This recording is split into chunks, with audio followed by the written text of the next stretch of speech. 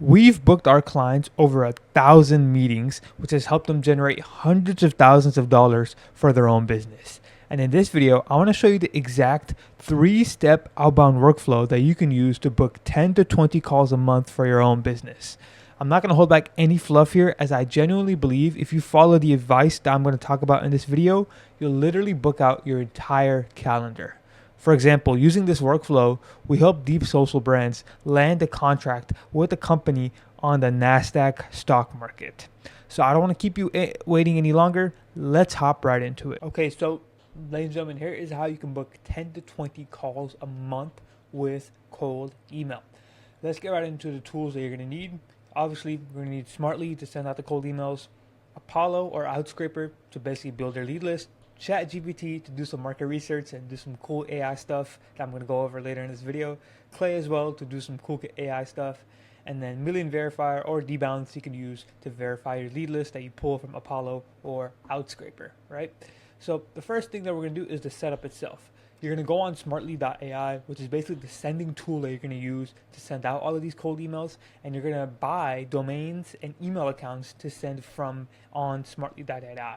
If you don't know, basically you're going to buy subdomains, so domains that are similar to your main website and main domain, but just having prefixes, right? So for example, if your domain is nike.com, you can get like trynike.com, getnike.com, acquirenike.com, and you're going to buy multiple domains. I have the numbers right here. So you're going to buy 24 domains, subdomains, and from those 24 subdomains, 48 you're going to have 2 email accounts per domain, so 48 email accounts. 36 of them are going to be Google, so 75%.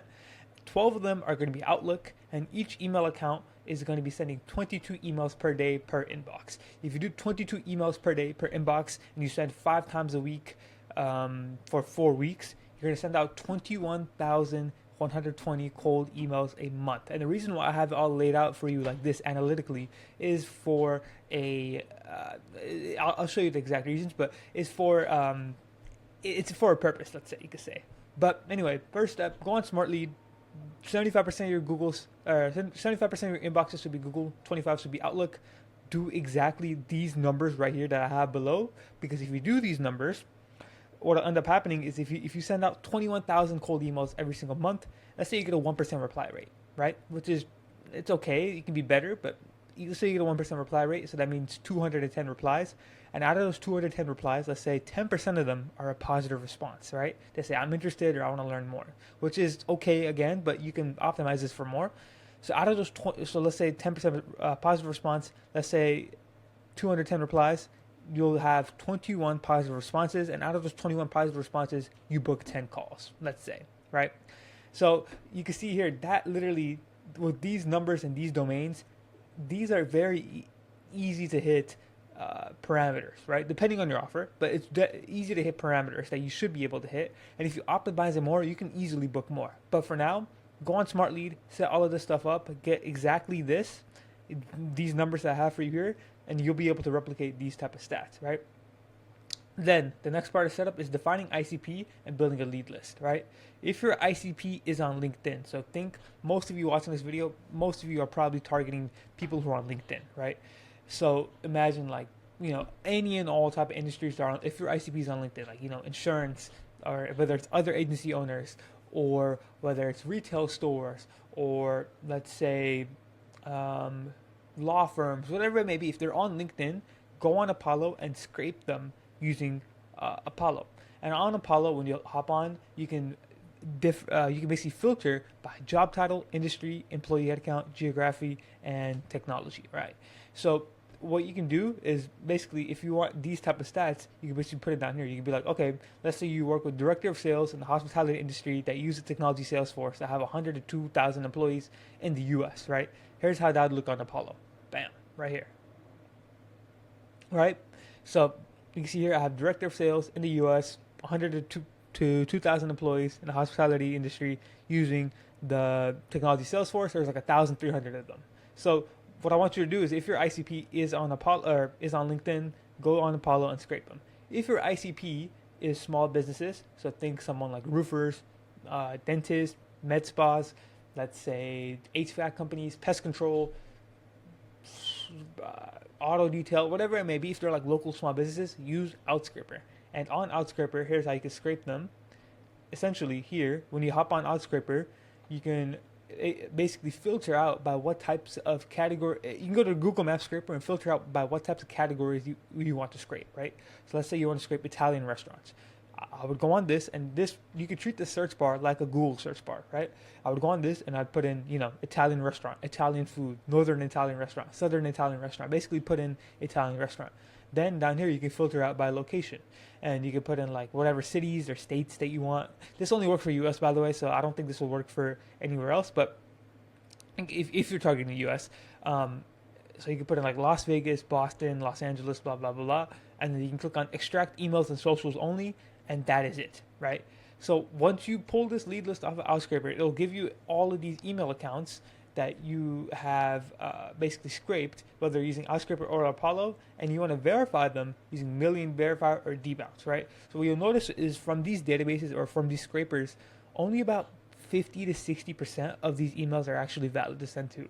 I think Outscraper has a slightly higher, it's probably 70-ish, but either way, you need to scrape these emails, or you need to verify these emails before sending to them. Why? Because if most of these, or if half of these emails are essentially not valid, when you send to them, it'll actually bounce, and it'll hurt your, first of all, you'll be wasting an email that you'll be sending, so you'll be wasting time by sending the invalid emails. And second of all, it actually hurts your domain health and email score. So if your emails if they don't have a healthy score, they're gonna land in spam, and you'll just end up wasting more time. So we obviously don't want to land in spam and waste time. So use Million Verifier and Debounce to verify these emails, and you should be fine, right? That's the first step overall. Define ICP, build a lead list, and then set all of this up, right? Now that you've set all of that up, we're not gonna get into offers, right? So how you can do offers is by essentially leveraging your target market's pain points and desires. How you can create offers, essentially. So here is basically, you can go on ChatGPT and you can ask it, hey, for my ICP, so you can be like owners of plastic surgery clinics with over 10 employees. And you can ask it, okay, here's my website, and what are some desires that my ICP may have, right? And it'll give you all this. Okay, they have this desire, they have this desire, they have this desire, right? And essentially, what you'll be able to do is you get high quality data, because these stuff here is really good angles for your cold emails. Like this is really good ammo for your cold emails.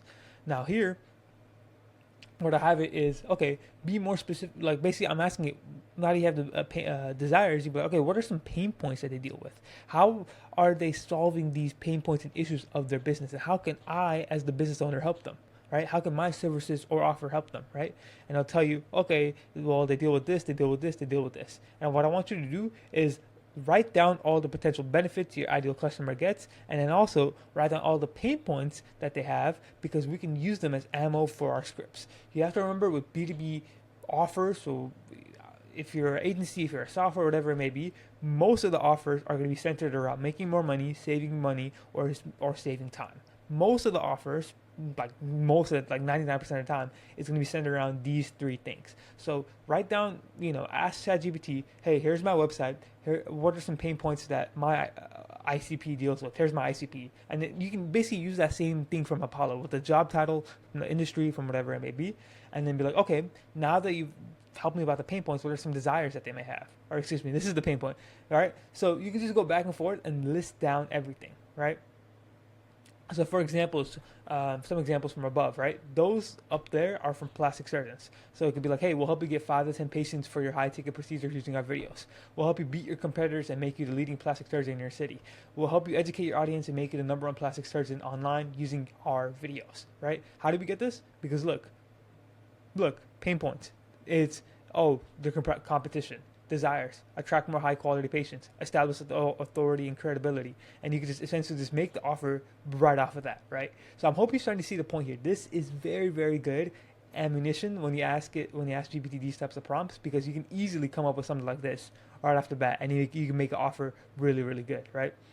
So that is the second step, which is offers. The third step is the scripts, right? For scripts, I'm going to give you pretty simple guidelines here. And You want to keep it short and simple, under 75 words, and at a sixth grade reading level or below.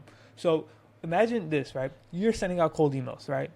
Imagine you get a cold email, and it's like an entire paragraph long of like an essay. It looks like a Harvard MLA format essay. Would you read that? Would you read that email? More than likely, no, right? So the same thing with your target audience. They're not gonna want to read that shit. So do not send them an entire essay. Keep it short, keep it simple, and also keep it sixth grade reading level or below. The average reading level in an American is like a seventh grade reading level. So if you can speak on par and speak on par with your target audience, you will be in a great spot to make it work.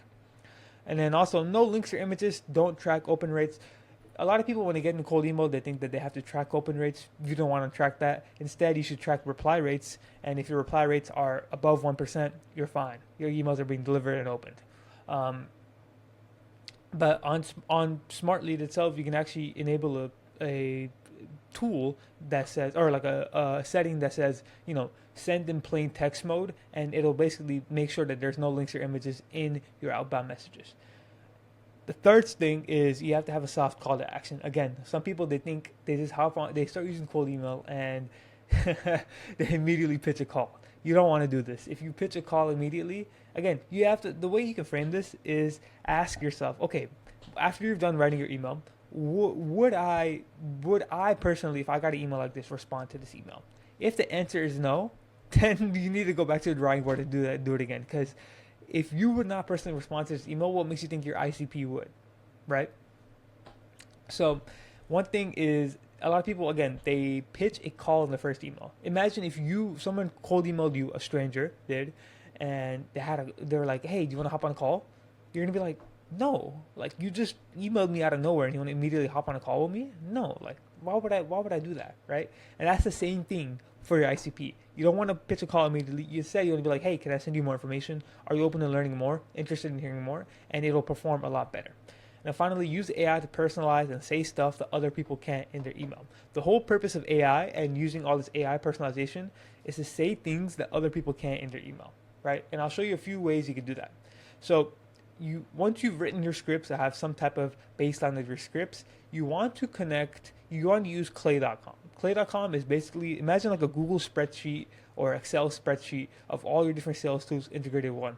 You can literally use Apollo, you can use Smart Lead, you can use Lead Magic, you can use Salesforce, you can use HubSpot. There's unlimited amount of things you could use. But basically, for this example, I want you to use your GPT API key on Clay. And once you connect that GPT API key, you can now use ChatGPT to mention stuff on their website, mention something from their LinkedIn, call out their competitors, etc., etc. Get creative with it, and again, think about it with this framework. How can you say something in your email that other people can't, right? That's how you got to think of it when you're using personalization. So down here, I have some examples on ways you could do this. For this first example, this is a video offer to surgeons, so I think similar to the other thing I had before. And basically, we're telling GPT, hey, take a look at this website and find me a testimonial on their website, and then name drop it for me, right? And what it does is it goes to their website, finds a testimonial or review or a case study that somebody left, and it extracts it. So this turns into this. Our email turns into this. Hey, saw the testimonial that Sarah left about how Dr. So-and-so helped her with breast reduction. We can turn your best testimonials like these into engaging videos so you can build trust with your patients and stand out amongst other surgeons. So if you remember from the other example here, let me go over here. From this where is it at? From this example here, a pain point they had was standing out from other competitors, and we're literally leveraging that in our cold emails. So same thing here, right? Same philosophy. And the personalization here is just basically, hey, saw this review that somebody left. We can turn your best testimonials like these into engaging videos. We help this company do that? Can I send it to you as an example to show you what we can do for you? So the whole thing of this here is pretty much using the testimonial that they have as an opener in our cold email, and then kind of relating the testimonial to our offer. And that's all you're doing, just relating the personalization to your main part of your offer, right? So, ladies and gentlemen, for the actual action items summarized, this is pretty much how you book 10 to 20 calls a month. Summarize everything here. Set up the infrastructure, define your ICP to build out the lead list, do deep market research to craft your offer, and write short and simple scripts with a little bit of help of AI.